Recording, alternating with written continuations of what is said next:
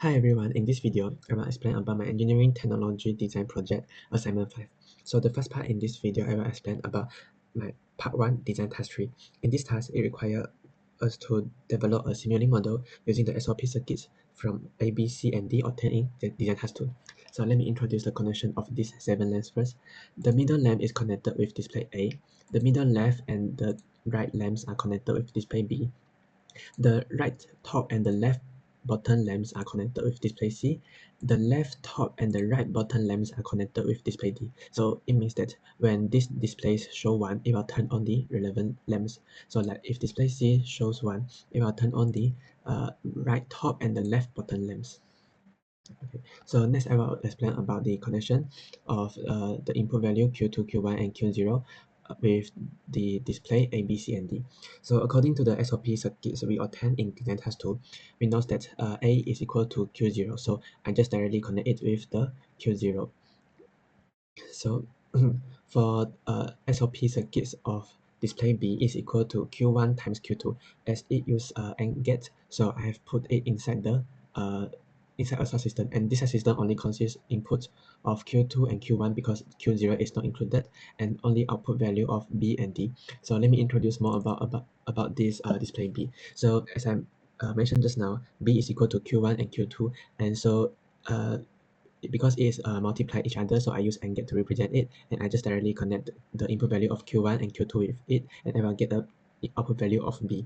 So for display C is equal to Q2 according to the SOP circuit we obtained. So I just directly connect the input value of Q2 to the display C.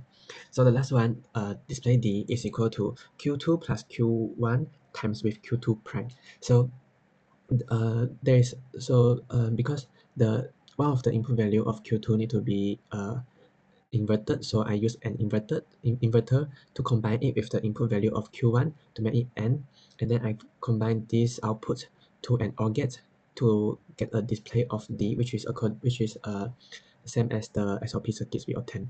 So according to the connection of this for display, I can turn on the relevant light. So let me run my program.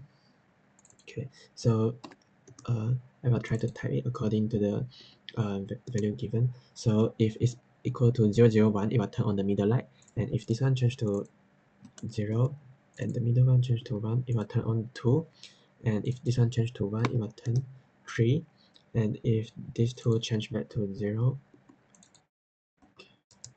and this one becomes 1, so it will turn on 4, and if this one become 1, it will turn on 5, and if this one change back to 0 and this one become 1, it will turn on the 6 lamps. And this is all for my part 1. So the next part in this video, I will explain about my assignment 5 part 2, which requires us to create a simulating model that demonstrates a simple two-way traffic lights. So I have put my two traffic lights into the junction and vehicles with its sensor. The vehicle at sensor 1 can move straight forward or turn left based on this traffic light controller, and the vehicle at sensor 2 can also move straight forward or turn right based on second traffic light controller. Okay, so and there is also a countdown beside the green light so that the driver can ready to stop before the amber light turns on.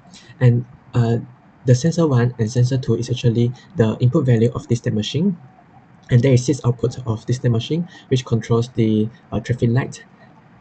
F0 and F1 are the output value for the input value of subsystem of first traffic light controller, while S0 and S1 is for the second traffic light controller. Count 1 and count 2 are two output value which is used for the numerical display, just for the countdown. So next, let me run the program first. Okay, so initially, if there is no car detected on both sensors, and it will turn on the red lights. If there is car detected at sensor 1, it will turn on the green light on its opposite sides, and it will turn on the green light for 15 seconds because when there is no car detected on sensor 2 and they still have car in sensor 1. And after 15 seconds, it will turn on the amber lights and turn on the red light and wait for a while before this green light turn on. And in this case, the green light will just start the countdown because there is no car detected at sensor 2, so that it will just let the car at sensor 1 to keep going. And in this time, if there is no more car at sensor 1 and there is car detected at sensor 2, it will start the countdown so that the car right over here can ready to stop from far away, and it will turn on the green light for the sensor 2 so that the car at sensor 2 can move. So in this case, it will also turn on the green light for 15 seconds before it turn on the green light of traffic light controller in the first sensor. So in this case, because they still have car as sensor 2, it will just start the countdown, and so that the car as sensor 2 can still move. Okay, so if in this time, if there is a car detected on both sensor, it will just look repeatedly for both first traffic light controller and second traffic light controller and turn on the green light. And if there is no car detected on both sensor, it will also turn on the green light for 15 seconds in sequence for these two traffic light controller, just like a normal traffic light.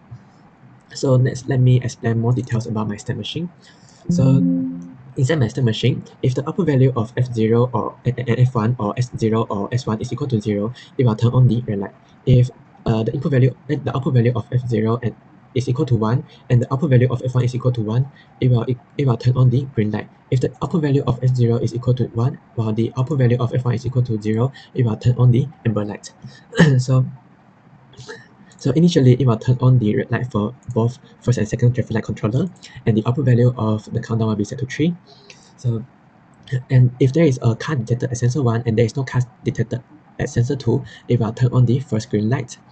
And another traffic light controller will be the red light.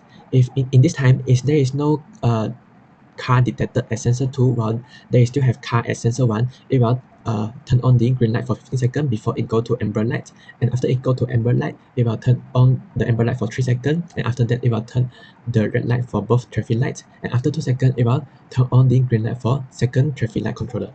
Because in this case, they still have car at sensor 1 and there is no car at sensor 2. So it will just directly start the countdown and it will turn on the amber light for second traffic light controller, while in this time the first traffic light controller is still in the red light. And after that, it will give a stop to for both traffic to be the red light, and after that it will go back to green light so that the vehicle at sensor 1 still can move.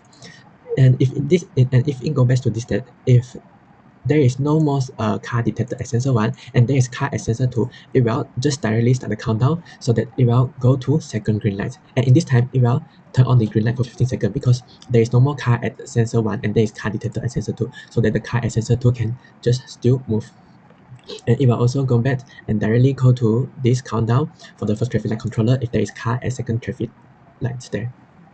So if initially there is a car detected at sensor 2 and there is no car detected at sensor 1, it will just directly turn on the second green light.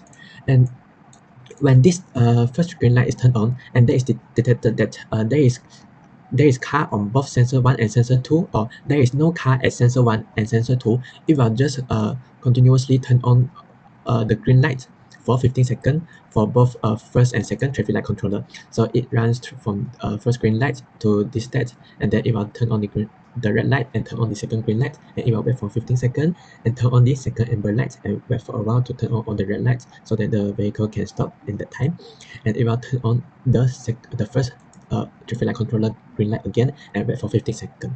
And that is all for my state machine. So the output value will be connected towards the subsystem, and actually this subsystem is I get it from the assignment 4, and it uses the decoder method. So for the red light, as I mentioned just now, if the input value is both equal to 0, it will go through this inverter and make it to become 1, and use AND gate to make the display to become 1. And in another case, if you wish to turn on the amber light, the input value of S0 must be equal to 1, while the input value of S1 will be equal to 0. So the input value of S1 will go through this inverter to make it become 1, and also they are connected to a constant value 1, so that the display will show 1. And for the green light's case, the input value of S0 is equal to 0, and the input value of S1 is equal to 1. So in this case, the S1 will not go through the inverter, while S0 need to be go through the inverter and combine them with an AND gate and show the display. And that is all for my on my assignment 5. Thank you.